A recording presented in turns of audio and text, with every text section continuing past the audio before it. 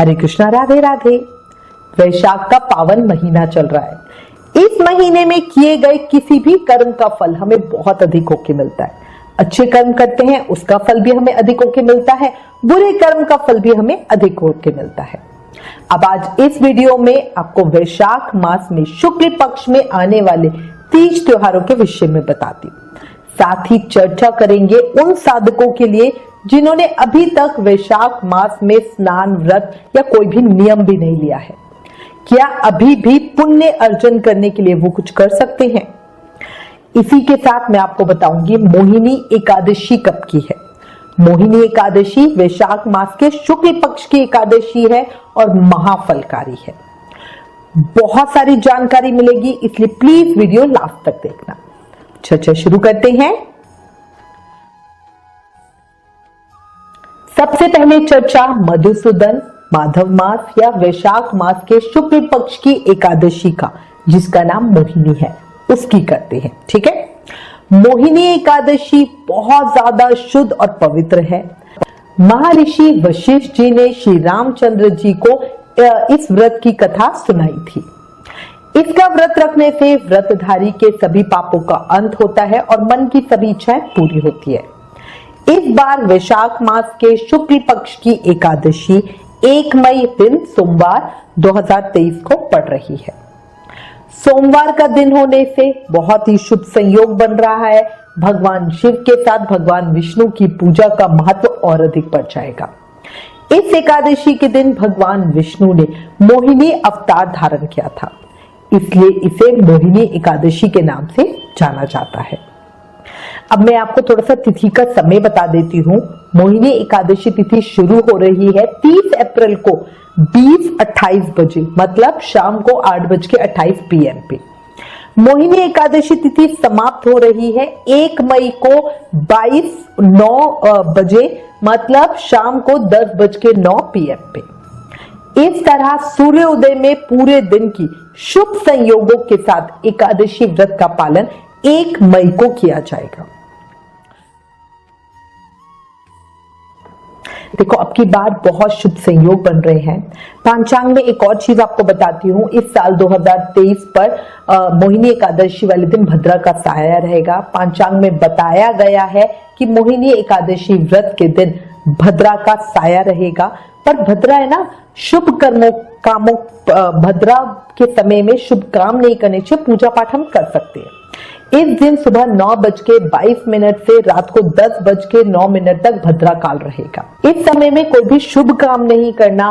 कोई भी शादी हो गया, कोई लड़की देखने का काम हो गया, घर की नींव रखने का काम हो गया, इस तरह के शुभ काम नहीं करने चाहिए। बाकी पूजा पाठ वो हम कर सकते हैं। इस दिन रवि योग और ध्रुव योग भी बन रहा है। इस दिन रवि योग सुबह 5:41 से शाम को 5:51 तक रहेगा। वहीं ध्रुव योग ब्रह्म मुहूर्त से लेकर 11:45 तक रहेगा। अमृत सर्वोत्तम मुहूर्त जो सुबह 7:20 तक रहेगा। सुबह 9 बजे से 10:39 तक शुभ उत्तम मुहूर्त भी है। इसलिए आप भद्रा के समय को छोड़कर अमृत सर्वोत्तम मुहूर्त या फिर शुभ उत्तम मुहूर्त में मोहिनी एकादशी की पूजा करें। अब की बार एक ही एकादशी है। सभी धार्मिक स्थलों संप्रदायों में 1 मई को ही एकादशी व्रत रखा जाएगा। बांके बिहारी जी मंदिर वृंदावन में, राधा रमन जी मंदिर में, इस्कॉन में, गौरिया मठ में, खाटू श्याम जी मंदिर सीकर में, सभी जगह एक ही दिन एकादशी व्रत का पालन होगा।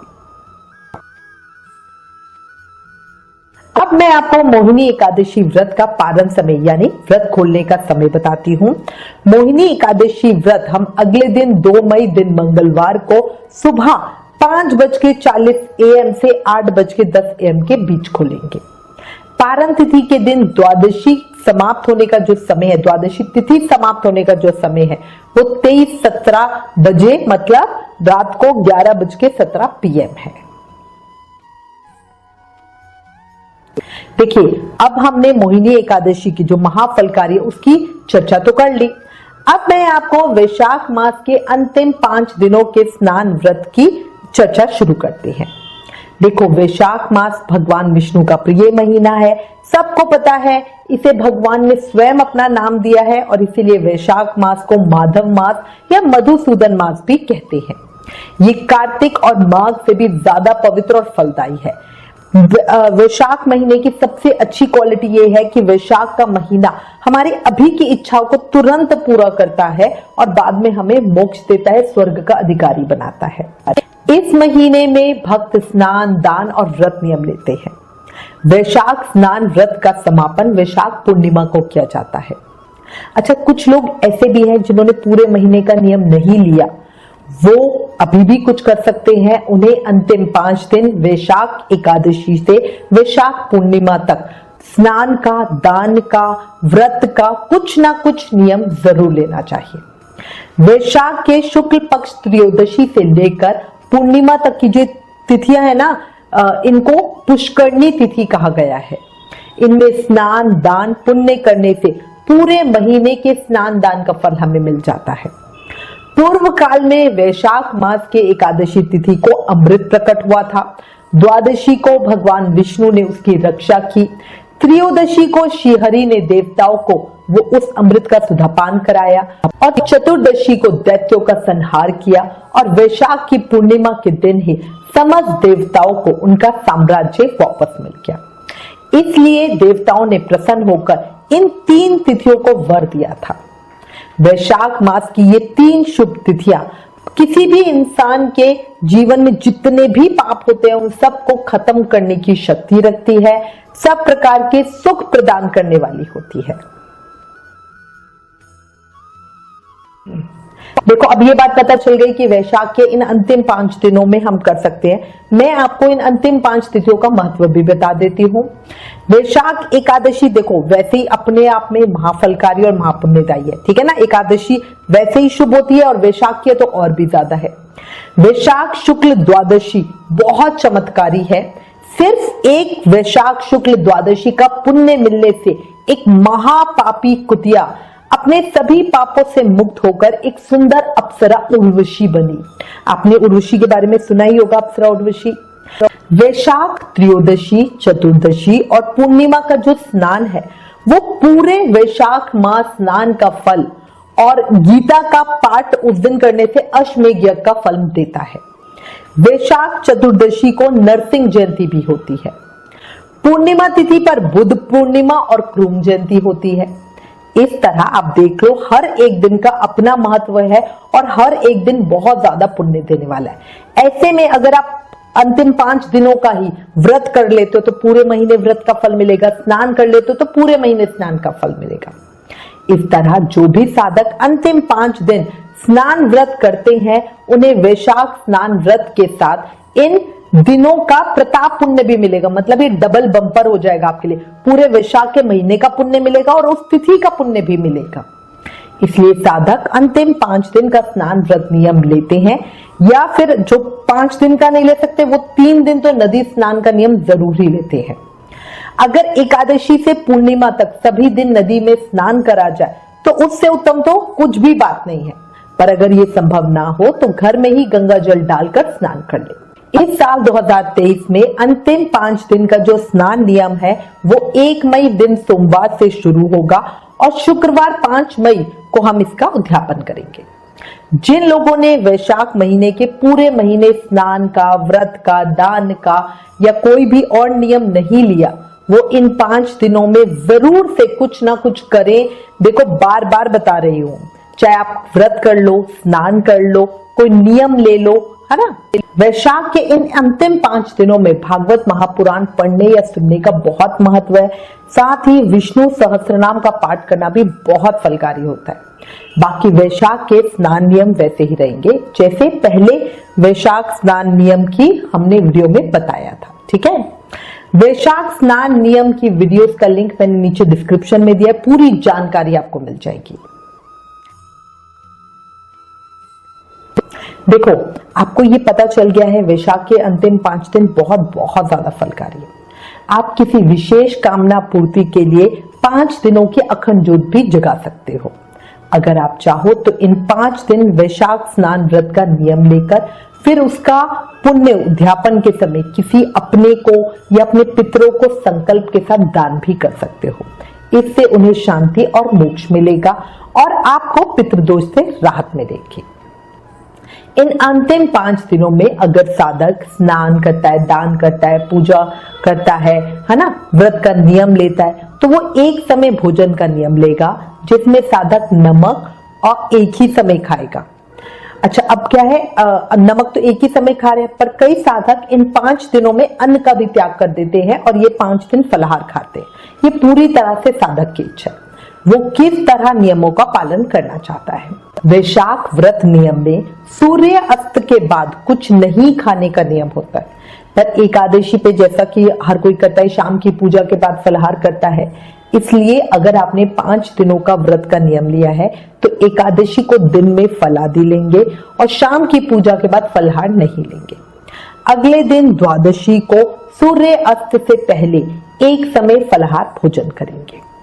अगर अन्न भोजन का नियम है तो अन्न का भोजन कर लेंगे, ठीक है ना। अगर फलाहार भोजन का नियम है तो द्वादशी को चावल से, पारण हम चावल से ही करेंगे, बट कैसे करेंगे, जैसे जब हमारी 2 व्रत होते हैं तब हम करते हैं, ठीक है ना। तो इस विषय पे डिटेल में वीडियो ऑलरेडी चैनल पर है। आपने फलाहार से व्रत किया है, बट फलाहार से हमारे व्रत का पारण नहीं होता, और एकादशी व्रत का पारण करना मतलब खोलना बहुत जरूरी होता है, तभी हमें एकादशी व्रत का पूरा फल मिलता है। तो आप चावल से ही अपना व्रत खोलना। जानकारी के सभी वीडियोस का लिंक नीचे डिस्क्रिप्शन में दिया है, आप एक बार जरूर देखिएगा। देखो, अगर कोई साधक है जिसको लास्ट के ये 5 दिन पीरियड्स के चांसेस हैं या डाउट है, तो ये पूरी तरह साधक का विचार है वो क्या करे। पर किसी भी हालात में पीरियड्स में कोई भी डायरेक्ट सेवा पूजा नहीं करेंगे। अगर आप वैशाख स्नान का नियम ले रखा है तो नहाने के जल में गंगा जल डालकर स्नान नहीं करेंगे, नॉर्मल पानी होगा उससे स्नान करेंगे। फोन पर वैशाख महत्तम और वैशाख की कहानियां सुनेंगे, ज्यादा से ज्यादा नाम जाप करेंगे, सुबह ब्रह्म मुहूर्त में ही उठेंगे, पर सूर्य को जल अर्पित नहीं करेंगे। आपके साथ कोई घर में जो भी होंगे वो सूर्य देव को आपके लिए जल अर्पित करेंगे। अगर कोई ऐसा है कि भाई हस्बैंड वाइफ है और हस्बैंड तो करते नहीं है और वाइफ पीरियड से है, तो फिर वो क्या करे, तो ऐसे में हम कहते हैं मानसिक रूप से आंखें बंद कीजिए और मन में सोचिए कि आप सूर्य नारायण भगवान को जल अर्पित कर रहे हैं। तो इस तरह आप कर सकते हैं, इससे आपका नियम खंडित भी नहीं होगा और जो भी नियम है वो आपका पूरा भी होगा। क्योंकि देखो, ये हमारा शरीर अशुद्ध है बट हमारी आत्मा शुद्ध है, तो इसलिए आप मानसिक रूप से पूजा कर सकते हो। एक और बात कहूंगी, देखो लेडीज के साथ पीरियड्स का ये थोड़ा सा चक्कर होता ही है, इसलिए किसी भी तरह का कोई भी नेगेटिव विचार मन में ना रखे। कई लोग कहते हैं हाय हम कितना फंस जाते हैं। देखो, भगवान ने आपको जननी बताया है और ये बहुत सौभाग्य की बात है। सिर्फ एक आप ही हो जो एक नए जीव को धरती पे लाते हो, ठीक है ना। तो माता का स्थान सबसे ऊंचा होता है, तो ये एक प्राउड की बात है। तो कभी भी कोई भी नेगेटिव फीलिंग मन में ना लाए। देखो, वैशाख स्नान के नियम आपको अपने पहले की वीडियोस में मैं डिटेल में बता चुकी हूं। यहां मैं शॉर्ट में बता रही हूं कि लास्ट के जो 5 दिन है उसमें जो स्नान कर रहे हैं वो रोज क्या क्या काम जरूर करें। देखो, रोज पशु पक्षियों के लिए भोजन और पानी की व्यवस्था कर सकते हो। रोज मंदिर में जाके भगवान श्री हरि विष्णु की पूजा करो, भगवान की परिक्रमा करो, तुलसी पीपल की पूजा करो, है ना। शालग्राम जी को स्नान करा के उनका चरणामृत से अपना दिन शुरू करो। कुछ ना कुछ डेली दान दो, चाहे आप कुछ सामान देते हो, पैसे देते हो, कुछ भी। विष्णु सहस्त्रनाम और पाप प्रशमन स्तोत्र के पाठ का नियम ले सकते हो। भगवान सूर्य नारायण को पहली किरण के साथ जल अर्पित करने का नियम ले सकते हो। तुलसी महारानी के साथ पीपल और मंदिर की परिक्रमा का नियम ले सकते हो, है ना। अच्छा, जो भी नियम लो, पर याद रखना रविवार को तुलसी और पीपल की पूजा, परिक्रमा, प्रार्थना, दीपदान कुछ नहीं होगा। इस बार बहुत अच्छा पड़ रहा है कि रविवार बीच में आ ही नहीं रहा है। सोमवार को हमारा नियम शुरू होगा और शुक्रवार को खत्म हो जाएगा, ठीक है। तो 5 दिन बहुत अच्छे पड़ रहे हैं। एक और बात याद रखना, अगर मन भाव से इन 5 दिनों तक वैशाख स्नान करते हो, दान करते हो, व्रत का नियम लेते हो या कोई भी और नियम निभा लेते हो तो पूरे वैशाख स्नान का फल मिलता है। जीवन में खुशियां आती है, मन की इच्छाएं पूरी होती है, पापों का अंत होता है। इसलिए बार बार कह रही हूं, हर किसी को पूरे प्रयत्न के साथ वैशाख के इन अंतिम 5 दिनों का स्नान व्रत जरूर ही करना चाहिए। एक बात आपको बताती हूँ, देखो जो कर रहे हैं, करने वाले तो कार्तिक, माघ, वैशाख, अधिक मास सभी करते हैं, ठीक है, बट ये सबके लिए पॉसिबल नहीं होता। तो कुछ होती है लेडीज जिनको डर लगता है। कार्तिक महीने में बहुत सारे तीज त्योहार आते हैं, इसलिए बहुत लोगों को कार्तिक स्नान मुश्किल लगता है। माघ मास में तो ठंड बहुत ज्यादा होती है, तो इसलिए तो अच्छे लोग माघ नहीं कर पाते। पर इस वैशाख मास में ऐसी कोई परेशानी नहीं है, बहुत आराम से हर कोई सुबह जल्दी उठकर स्नान पूजा आराम से कर सकता है। वैशाख स्नान का उद्यापन कैसे करना है, इस विषय पे अपनी अगली वीडियो में चर्चा करूंगी। अब हमारे पास एक प्रश्न आया है, अंतिम 5 दिन स्नान तो कर सकती हूँ पर व्रत नहीं कर सकती। तो बिल्कुल आप सिर्फ स्नान कर लो, व्रत मत करो। ये बिल्कुल जरूरी नहीं है कि जो स्नान कर रहा है वो व्रत भी करे, ये पूरी तरह साधक की मर्जी है। पर आप ऐसा नहीं कर सकते हो कि आप वैशाख का सुबह जल्दी उठ के स्नान नहीं करो और आप बोलो भाई मैं एक समय खाना खा लेती हूँ। नहीं, वैशाख व्रत होगा तभी जब आप वैशाख स्नान कर रहे हो। अच्छा, अंतिम 5 दिनों से संबंधित आपके कोई भी प्रश्न हो तो आप हमें मैसेज करना, उसका जवाब मैं आपको जल्दी दूंगी, अगर हो सकेगा तो लाइव करके दूंगी। अब हम प्रदोष व्रत की चर्चा करते हैं। प्रदोष व्रत 3 मई 2023 दिन बुधवार को रखा जाएगा। बुधवार के दिन प्रदोष व्रत आने से इसे बुध प्रदोष व्रत कहा जाएगा। प्रदोष पूजा, प्रदोष का मतलब होता है शाम की पूजा, तो प्रदोष पूजा का जो शुभ समय है वो 18:57 बजे से 21:06 बजे के बीच का है।